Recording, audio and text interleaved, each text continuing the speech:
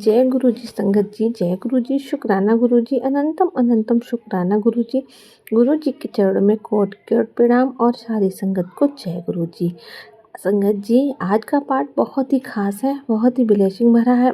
आपसे यही विनती है, आप इसको पूरा सुनिएगा। अगर आपको भी इस तरह से कथा सत्संग संगत जी के साथ शेयर करने हैं तो हमें लिख कर भेज सकते हैं। डिस्क्रिप्शन में हमारा व्हाट्सएप नंबर दिया गया है।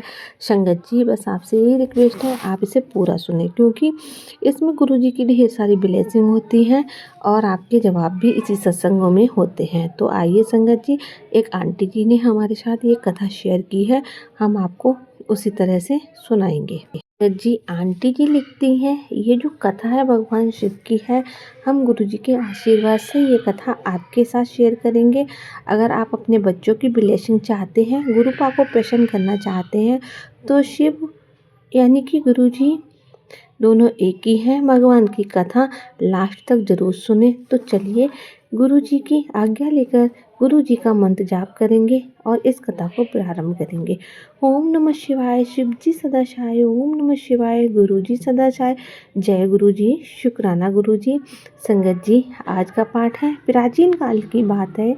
एक गांव में एक साहूकार रहता था। साहूकार बहुत अमीर था, लेकिन उसकी कोई संतान नहीं थी। साहूकार अपने फ्रेंड को फंड फंड को लेकर हमेशा चिंतित रहता था। साहूकार भगवान शिव को प्रसन्न करने के लिए सोमवार के व्रत रखता था और व्रत के दौरान भगवान शिव पार्वती की पूजा करता था और शाम को शिवलिंग पर दीपक जलाता था। साहूकार की पूजा अर्चना को देखकर एक दिन माता पार्वती ने भगवान शिव से कहा कि हे प्रभु, ये साहूकार आपका परम भक्त है, प्रति सोमवार को विधि विधान से आपकी पूजा करता है। मुझे लगता है कि आपको इसकी मनोकामना पूर्ण कर देनी चाहिए।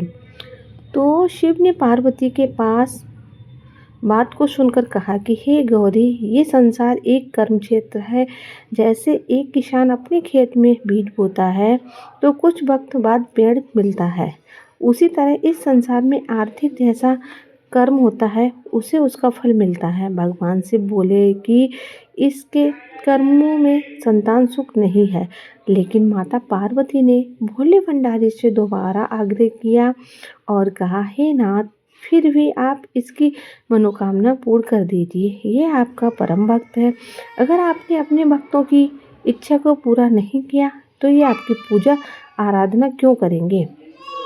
माता पार्वती के इतने आग्रह करने पर भगवान शिव ने कहा कि ये साहूकार बहुत धनवान है और इसका कोई पुत्र नहीं है, इसलिए ये सदैव चिंतित रहता है, लेकिन इसके भाग्य में संतान योग ही नहीं है। लेकिन तुम्हारे आग्रह करने पर मैं इसे पुत्र प्राप्ति का वरदान दे देता हूँ, लेकिन इसका जो पुत्र होगा पूरे 12 सालों तक सीमित रहेगा। फिर रात्रि साहूकार को स्वप्न में शिव पार्वती के दर्शन दिए कि तुझे जल्द ही पुत्र रत्न की प्राप्त होगी, लेकिन उसका पुत्र दीर्घायु नहीं रहेगा, बल्कि 12 वर्ष तक ही सीमित है। ये सुनकर साहूकार तो प्रसन्न हुआ और साहूकार ने इस बात को सुनकर पूजा अर्चना जारी रखी। कुछ दिनों बाद साहूकार की पत्नी गर्भवती हो गई और उसके एक सुंदर बालक को जन्म दिया। बालक के जन्म पर घर पर हर्षोल्लास का माहौल था, लेकिन साहूकार खुश नहीं था, क्योंकि उसको पता था कि उसके बालक का ये जीवन केवल 12 वर्ष तक है।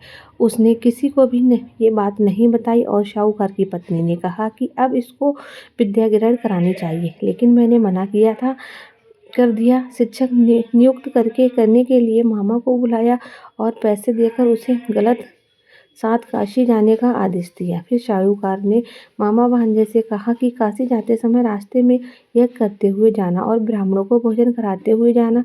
चाहे दोनों मामा भांजे ने ऐसा किया। काशी जाते वक्त एक रास्ते में मामा भांजे गुजर रहे थे। उनका राजा, वहाँ का राजा, अपने पुत्र के विवाह के लिए ऐसे राजकुमार से करवा रहा था जो कि ना था, उसे एक आंख से दिखता नहीं था। दूल्हे के पिता इस बात से चिंतित थे कि अगर दुल्हन पक्ष को ये पता चल गया कि दूल्हा जो है वह काना है, दिखाई नहीं देता, तो राजकुमारी विवाह के लिए मना कर देगी। इसीलिए जब उसने साहूकार के पुत्र को देखा तो उसने सोचा कि मैं अपने बालक के स्थान पर तोरण के वक्त इस बालक को बिठा दूंगा। दुल्हन पक्ष वालों को पता भी नहीं चलेगा। दूल्हे के पिता ने ताऊ आपके पुत्र को इस बात के लिए राजी किया। इस तरह साहूकार के उच्च स्तर के दूल्हे के कपड़े पहने और घोड़े पर चढ़कर तोरण की रस्म पूरी की। तोरण के बाद फेरों की जब बारी आई तो दूल्हे के पिता ने साहूकार के पुत्र से अनुरोध किया कि वह दुल्हन के साथ फेरे ले और शब्द विवाह संपन्न हो जाए तो ये बात किसी को ना बताए। मामा भी राजी हो गए। विवाह समारोह भी निबट गया। शादी संपन्न होने के बाद मामा भांजा काशी के लिए प्रस्थान कर गए, परंतु साहूकार के पुत्र ने दुल्हन के कपड़ों पर लिख दिया था कि तुम्हारी शादी मुझसे हुई है, लेकिन तुम जिसके साथ जाओगी वो एक आँख वाला आदमी है और मैं काशी में शिक्षा ग्रहण करने जा रहा। जब राजकुमारी ने ये पढ़ा तो उसने राजकुमार के साथ जाने से इनकार कर दिया और अपने पिता से कहा, ये मेरा पति नहीं है, मेरा पति शिक्षा ग्रहण करने काशी गया है।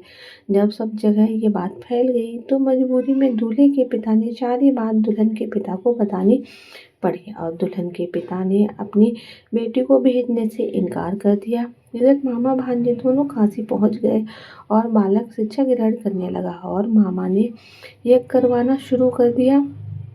सप्ताह शुक्र का पुत्र 12 साल का हो गया और तो एक दिन अपने मामा से बोला कि उसकी तबीयत ठीक नहीं है और वह सोने अंदर जा रहा है। साहूकार का पुत्र अंदर सोने गया और उच्च मृत्यु को प्राप्त हो गया। कुछ देर बाद जब मामा अंदर पहुंचे तो उन्होंने जब भांजे को मरे हुए देखा तो वह बहुत दुखी हुए, परंतु वह रुक नहीं सकते थे वरना उसका ज्ञान अधूरा रह जाता। इसलिए मामा ने वापस जाकर ये पूरा किया और ब्राह्मणों को भोजन कराने के लिए मामा अपने मृत भांजे को देखकर रोने लगे। उसी वक्त उस मार्ग से पार्वती शिव जा रहे थे।